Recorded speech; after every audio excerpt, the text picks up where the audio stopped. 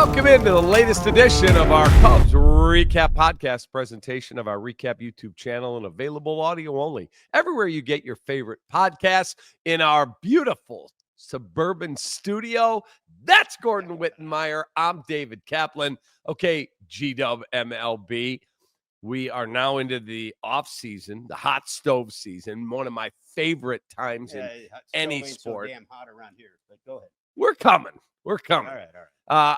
Little birdie told me that Jed Hoyer is going to meet with Roki Sasaki at some point. The Cubs are definitely involved there. We can also talk about all the rumors and the smoke that was around Nico Hoerner, but the flexor tendon surgery is probably going to slow that pursuit by other teams. And then Matt Shaw's tearing up winter ball, and he should be a summer star for the Cubs. You want to let him start in the minors and work his way up. So let's start right there. Have you lost your mind again? Are you really going there again on this? Matt Shaw is a stud. And how many at-bats does he have in the big leagues? I don't care. Let me ask you something. Was a stud too. Arismendi Alcantara was never a stud. He was a top 100 prospect. Oh, please. And for a while, I mean, look at Addison Russell. Let me ask you a question. How many starts did Dwight Gooden have before they brought him up from Double-A? Are you Dwight friggin' Gooden? I just asked a simple question. Dude, look. If the guy pushes and the guy comes to spring training and earns a spot, cool. And then if he fails, send him back down. I'm fine with all that. I'm just not fine with handing him a big league job when he's never played in the big leagues. I don't care how good he is. I mean, this guy isn't like, you want to talk about prospects. I mean, back when they brought that big group together that wound up winning the World Series. Mm-hmm. I mean, you're talking Chris Bryant, who was a college player of the year, a minor league player of the year, and then he wound up being the rookie of the year. Okay, fine. This guy isn't even, he may be as good as Chris Bryant ever dreamed of being.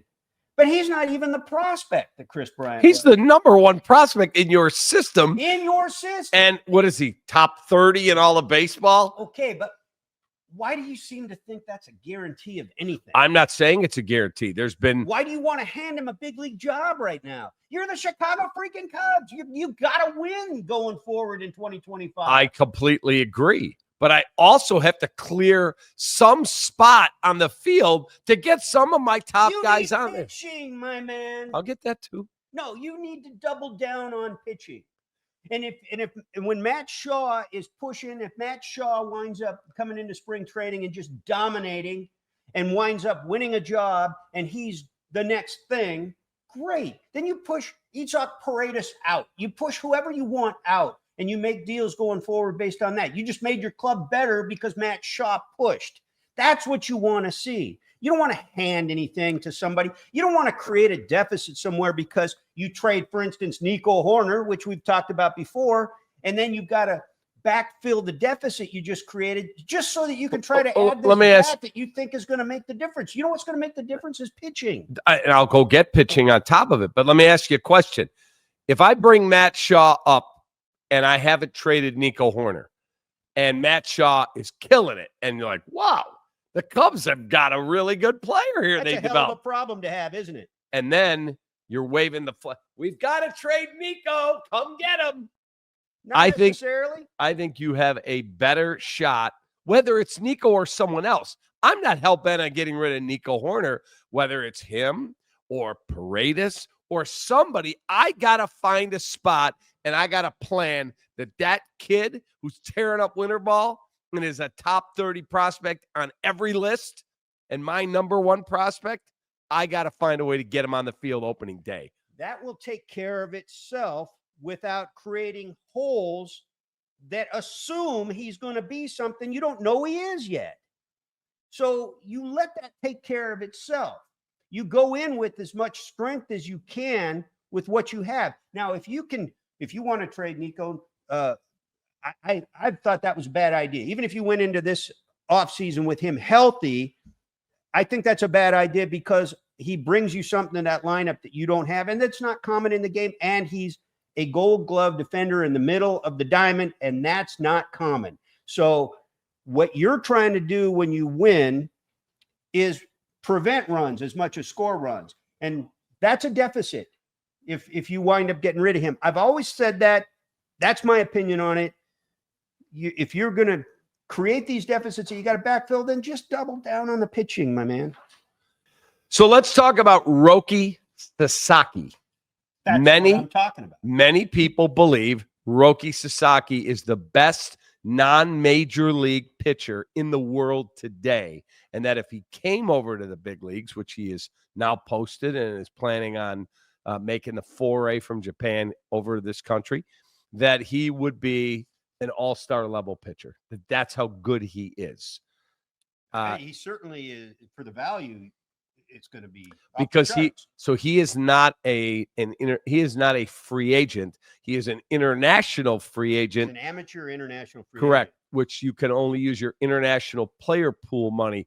It's like Shohei a few years ago. Correct. It's not like when Imanaga came here and signed with the Cubs for if he gets all his options and his performance bonuses, that he would get about $80 million. Right. This is like $7 million. Yamamoto last year. $365 million. 25, plus the posting fee. Right.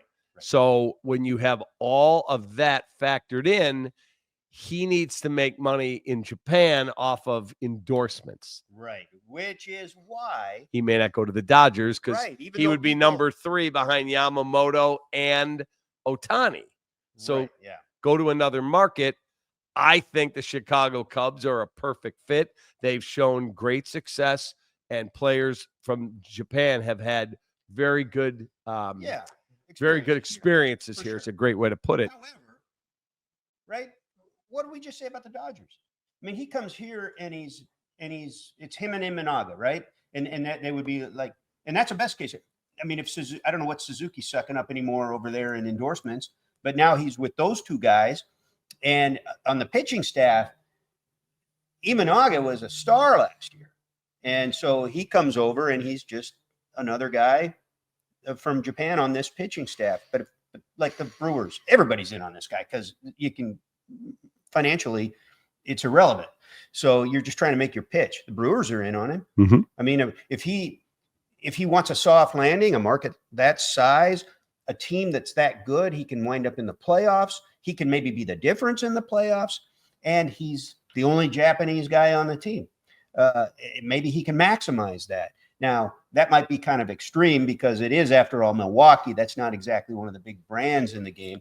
But these are the kinds of things that you got to think about when you're him and how you're going to maximize this. You want a competitive team. So maybe the Braves are the way to go. He could be the man there. That's a brand. That's a national and international brand, and they're going to be a playoff team. So I don't know. I still think that I would think the Cubs will be in there. Cubs should be. I don't know how small his finalist list is going to be, but the Cubs should be competitive in their pitch. They usually do a pretty good job on these pitches, but at the end of the day, if he's talking about how can I maximize these endorsements and sponsorship deals, the Cubs are a worldwide brand, kid. Well, yes, but he's going to share the Japanese spotlight with two other guys on the team. He'd be the best of the three.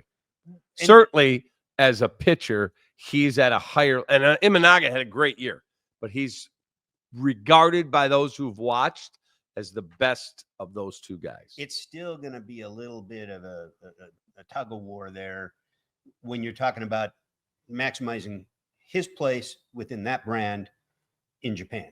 Let's go, Jed. Get it done. Okay, so we've talked about Matt Shaw.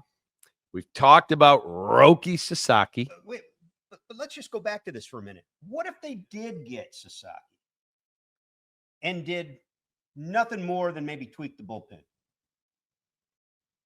I think that's your answer. Well, if your rotation is Steele, Imanaga, Sasaki, Tyone, and whoever, could be Jordan Wicks, it could be Cade Horton, it could be Javier Assad.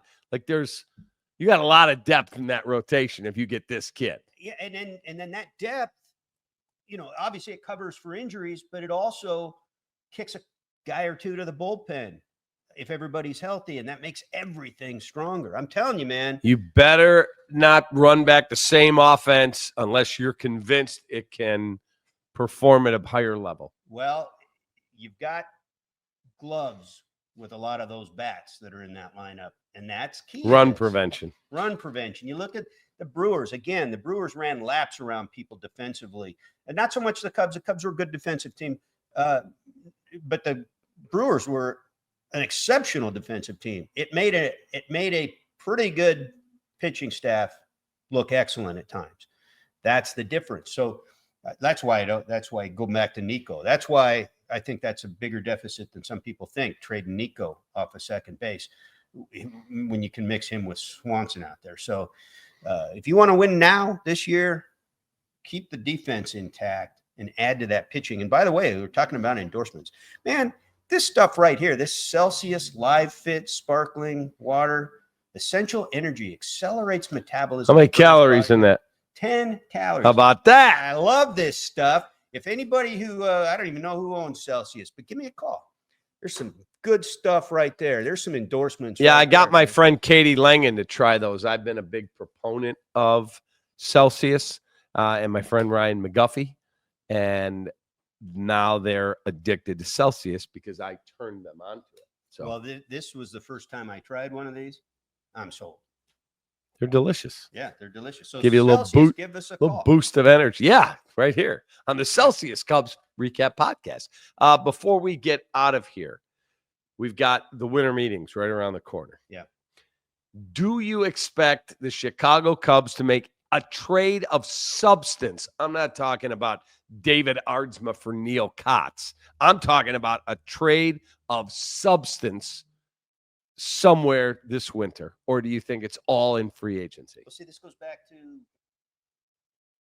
Nico Horner or your farm system. Maybe you trade a pitcher if you're signing Sasaki. I would trade from my farm system to do something.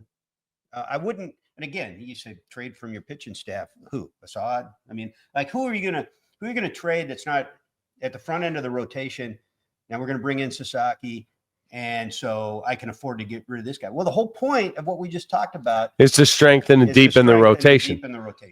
So I would consider strongly trading from the farm system. You've got 8 guys, and I believe top 100 MLB Pipeline's top 100, right? But you don't have the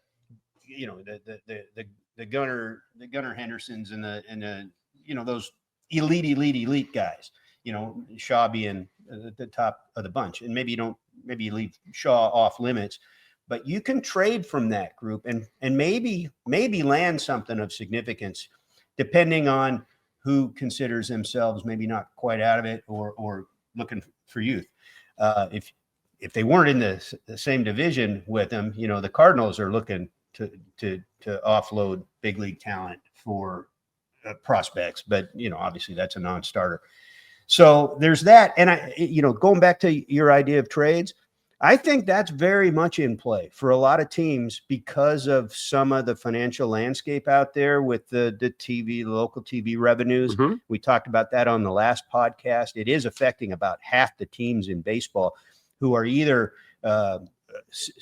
status quo, staying where last year's payroll was, or in some cases, like the Cardinals, openly cutting payroll from last year. Because of some of these. There is no reason that the Cubs should not take a stranglehold on the division in 2025. I completely agree. And I think that most years that sentiment should apply if they had the will and the balls to do it. Okay, so the Cubs this coming year in the draft order, 2025, they have the lottery coming up to see who's going to get the number 1 pick. But the Cubs should be a top 15 selection again. Because they're in the lottery. Well, because they're a non-playoff team. Yeah. So if you look at what they have an opportunity to do, the Rockies have the number 1 chance along with the Marlins. Those two finished 61-101 and 62-100. Amazingly, because of big market, non-tanking, all the rules, the White Sox are picking 10th. And are ineligible to get the number 1 pick. The Cubs have a 0.68% chance to get the number 1 pick, and they are right now slotted in at number 16. Take a look at last year's lottery. because the Guardians and the Reds won the top 2 picks. Mm-hmm. Now, the Guardians had a somewhat decent, because they had a losing record. The Reds had a winning record. They finished a game or 2 out of the playoffs. Very similar to the Cubs. And they wound up beating those long odds and getting the number 2 overall pick. They could certainly wind up with it's a roll of the dice, but they could wind up with a top 5 pick. There's no question. Rockies, Marlins, Angels, Nationals, Blue Jays are the top 5 in terms of percentage chance to get number 1. Yeah, which means somebody's going to be really disappointed because they almost always. Yeah, somebody slides farther. They're like, what? We had a bad year. We're not up there. Well, we will see. You will be at the winter meetings, and they are the first week in December, correct? Yeah, and hopefully we get Jed on this podcast beforehand. We talked to him at the GM meetings about it. And he said, I'm in. In fact, I have a text message right here on my phone. Cap, I am in. I'll be traveling a bit with the holidays and with Thanksgiving, but I promise you, I will come in and do the podcast in your new beautiful studios with Gordon. I'll stalk him in Dallas if he's not on before this winter. 100%. 100%. You hear that, Jed? Come on the damn show. I actually want to get questions. I actually want to get Crane in here. Get them both. We'll talk business. Let's get them back to back. That'd be amazing. Crane, we just threw down the gauntlet.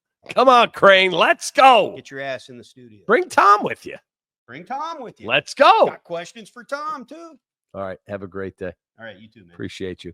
For Gordon, I'm Cap. That is the latest edition of our Cubs Recap Podcast, a presentation of our Recap YouTube channel and available audio only everywhere you get your favorite podcasts.